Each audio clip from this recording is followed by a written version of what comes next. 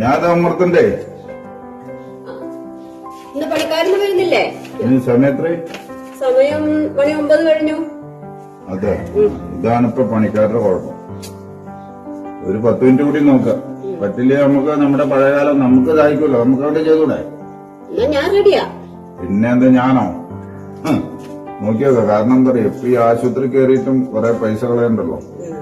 അപ്പൊ നമുക്ക് എല്ലാവർക്കും ഇപ്പൊ വിറ്റാമിൻ ഡിയുടെ കുറവാണ്. ഈ രാവിലത്തെ കുറച്ച് ഒരു 2 മണിക്കൂർ വെയിൽ കൊണ്ടാലേ അതിന്റെ കുറെ ഗുണം കിട്ടും. പഴയകാല പണിയ ശരീരത്തിൽ വ്യായാമമൊക്കെ ആവും.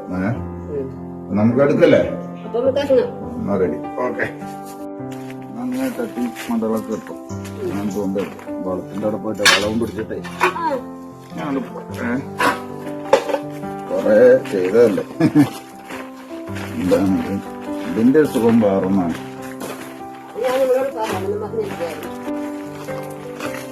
അപ്പൊ അവനവന്റെ പണി അവനവന്റെ വീട്ടിലുള്ള എല്ലാവരും വിചാരിച്ചാൽ നന്നായിട്ട് പണി നല്ലൊരു സമൂഹം ഉണ്ടാവും, നല്ലൊരു വർക്ക്.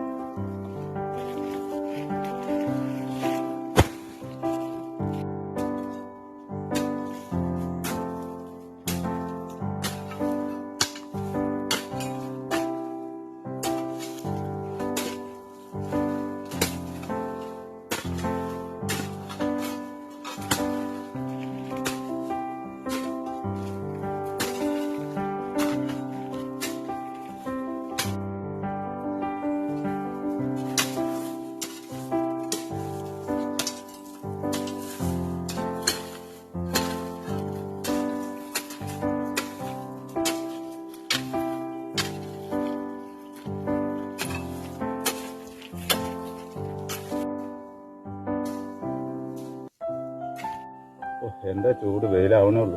ഉണക്കാം. ഏതായാലും കള കഴിഞ്ഞു, ഇനി വളർത്താൻ മതിയല്ലോ. 2-3 മണിക്കൂർ കൊണ്ട് നമ്മുടെ ആയാലും നമ്മൾ പെട്ടെന്ന് തീർക്കും. അത്രയും ചൂട് ഏതായാലും ആഞ്ഞുപിടിച്ച 1 മണിക്കൂർ കൊണ്ട് വളർത്തട്ടെ, വീടെത്താം. പിന്നെന്താ പറയാ, ശരീരം മൊത്തം ഇളകല്ലേ, ബ്ലഡ് സർക്കുലേഷൻ നടക്കല്ലേ. അല്ല ഒരു 20% ബുദ്ധിമുട്ടിയാലേ നല്ല സുഖമാവും. വൈകുന്നേരമൊക്കെ ഒന്ന് കിടന്നുറങ്ങുമ്പോൾ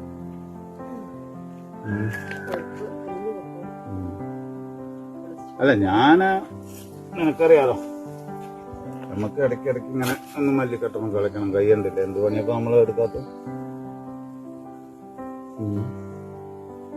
എപ്പോഴും നമുക്ക് ഓരോ തിരക്ക് വരുമ്പോ ഓരോരുത്തരെ ഏൽപ്പിക്കാന്നുള്ളൂ.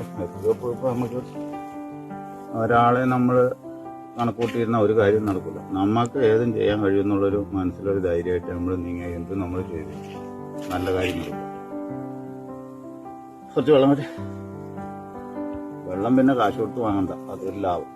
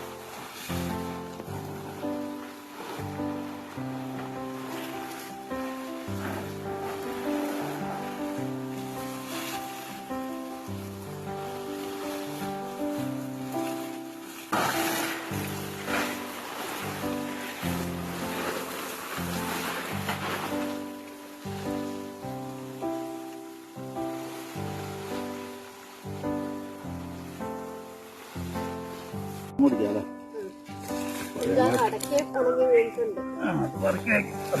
അവിടെ കുത്തി ചൂടേ ഒരു രക്ഷയില്ല മോളെ ചൂട് നല്ല ചൂടാ.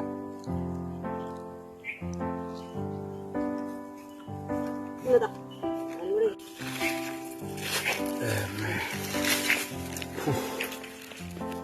തളരണു. സാധാരണ കൂലിപ്പണിക്കാരെ കുറ്റം പറഞ്ഞിട്ട് കാര്യമില്ല, കാലത്തൊന്നും ആരും വരില്ല. ഇമാതിരി ചൂടേ ഈ വെയിലത്ത് എടുക്കാൻ പറ്റില്ല അവരെ. സാധിക്കണ്ട. അവരും ശരീരം ഈ പറഞ്ഞ മാതിരി നമ്മുടെ മാതിരി തന്നെയല്ലേ.